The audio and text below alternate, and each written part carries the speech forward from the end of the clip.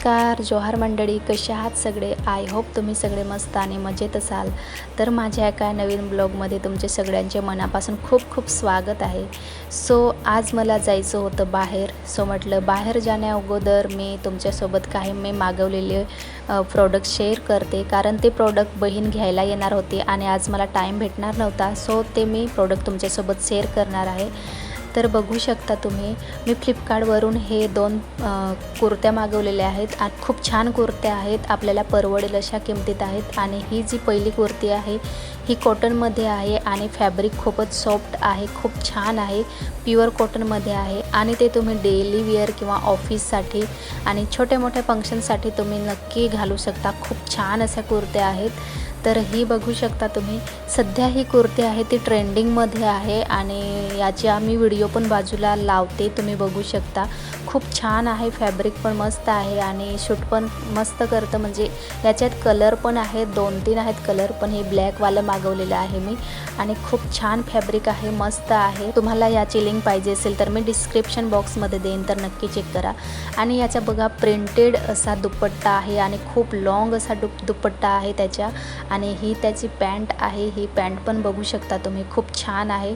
आणि सध्या कॉलेजसाठी किंवा ऑफिसला डेली वेअरसाठी तुम्ही यूज करू शकता. खूप छान अशी प्रिंटेड कुर्ती आहे, त्याची पॅन्ट पण तुम्ही बघू शकता, खूप छान आहे.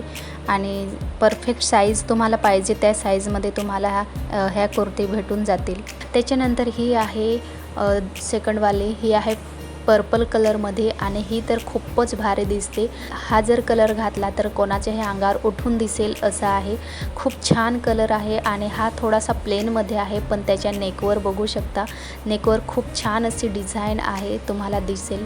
मी साईडला लावलेला व्हिडिओ तुम्ही बघू शकता.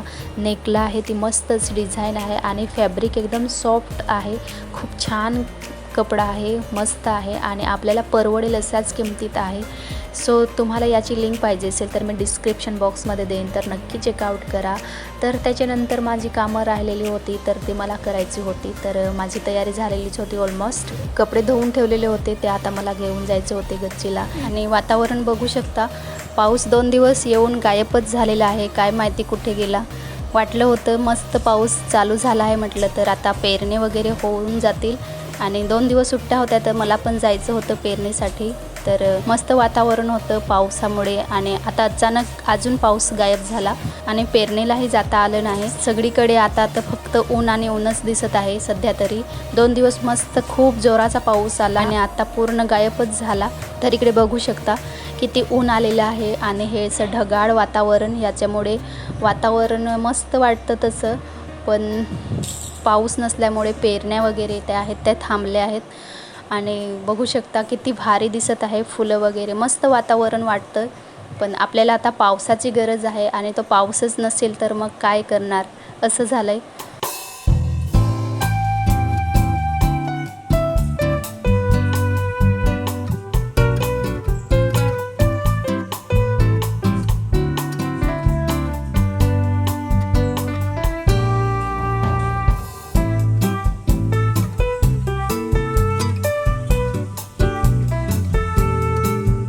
तर इकडे मी कालचे कपडे धुवून टाकलेले, माझे सगळे सुकलेले होते, चादरी ब्लँकेट वगैरे सगळ्या होत्या त्या. तर त्या आता मला घेऊन जायच्या होत्या खाली, त्या पण घडी करून ठेवावे लागतील. आणि नंतर मग दुपारच्या जेवणाची तयारी करायची होती, तर ती पण मी करून घेतली. आणि हॉस्पिटलचा आता काही कॉल आलेला नव्हता, हॉस्पिटलचा कॉल येईल तेव्हा तुम्हाला यावं लागेल असं सांगितल्यामुळे आम्ही तर त्या कॉलचीच वाट बघत बसलो होतो. तोवर इकडे माझ्या स्वयंपाकाची तयारी झालेली होती आणि आमचं जेवण वगैरे झाल्यानंतर, मग दुपारचं जेवण झाल्यानंतर आरू पण झोपला होता आणि नंतर मग अचानक कॉल आला, तर आम्हाला जावं लागलं हॉस्पिटलला. मुलं पण हॉस्पिटलला नेली तर खूप कंटाळा करतात, ते अर्धा तास नीट बसून राहत नाहीत, तर मग 1-2 तास काय बसू राहणार, असं म्हणून मग मुलांना घेऊन जायचं टाळतोच आम्ही. आणि मग आरू झोपलेला होता तर मग त्यांना घरीच ठेवून आम्ही हॉस्पिटलला गेलो.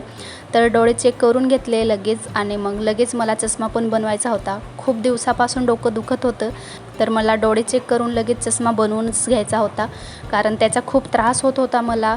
दिसायचाही प्रॉब्लेम होता आणि डोकं दुखतं ते वेगळं असं झालेलं होतं माझं. डोळे चेक करून झाले होते आणि इकडे मला लगेच चष्मा बनवायला द्यायचा होता, तर आम्ही इकडे फ्रेम चॉईस करत होतो आणि एकापेक्षा एक अशा भारी फ्रेम दाखवत होते आणि कोणती घ्यायची याच्यामध्येच आम्ही दोघं कन्फ्यूज झालो होतो. तर फायनली आम्ही एक चॉईस केली आणि मग घरी येताना दीक्षूने मागवलेली होती आईस्क्रीम, तर ती आम्ही घेऊन आलो आणि घरी मग मस्त येऊन आईस्क्रीमची पार्टी केली. आणि पोरांना घरी ठेवून गेलो होतो म्हणून त्यांच्यासाठी काहीतरी आणलंच पाहिजे. आणि संध्याकाळी अजून मधल्या वेळेस नाश्ता पाहिजे म्हणून मग त्यांची डिमांड होती पास्ता बनवून दे म्हणून. तर मी पास्ता बनवायला लागली आणि मग ते पण आम्ही सगळ्यांनी बसून खाऊन घेतला. आणि पास्ता आणि मॅगी सांगितलं तर आमच्या घरी दीक्षूच्या पप्पांना अजिबात आवडत नाही. म्हणजे हे आपणही खायला नको आणि मुलांनाही द्यायला नको म्हणून हे आम्ही कधीच आणत नाही. पण कधीतरी आणलं तर ते मुलांना म्हटलं बनवून देऊ म्हणून मी आणलेलं होतं आणि ते त्यांना माहितीच नव्हतं. सो असं मुलांना देत जाऊ नको, हे खूप हानिकारक असतं म्हणून. आणि त्यांचं पण बरोबरच आहे. तर म्हटलं कधीतरी आपण आणलं असं, म्हणजे कायमचं आपण खात नाही. मॅगी वगैरे सांगितलं तर ते तर आम्ही घरी आणतच नाही. पण कधीतरी दीक्षू सांगते मला पास्ता बनवून दे मम्मी म्हणून, कारण तिची पण डिमांड असते काहीतरी खायची इच्छा, म्हणून मी आणलेलं होतं.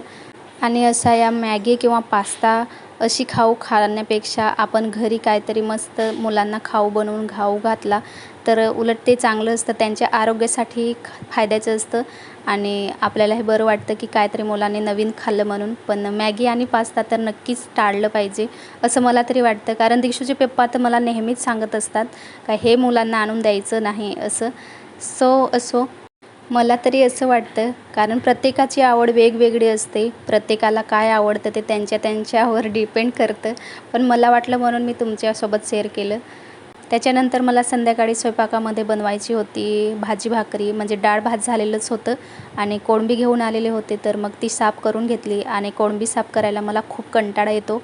अर्धा पाऊण तास त्यालाच निघून जातो आणि ती साफ करून झाल्यानंतर ती भाजी बनवून घेतली मी, बघू शकता. आणि याच्यासोबत आता मला भाकरी बनवायच्या होत्या, तर त्या पण मी एक एक करून पूर्ण भाजून घेतल्या. आणि आजचा ब्लॉग इथंच एंड करते. आजचा ब्लॉग तुम्हाला कसा वाटला कमेंट करून नक्की सांगा आणि व्हिडिओ आवडल्यास लाईक शेअर आणि सबस्क्राईब करायला विसरू नका. भेटूया पुढील ब्लॉगमध्ये. तोपर्यंत काळजी घ्या. धन्यवाद. बाय.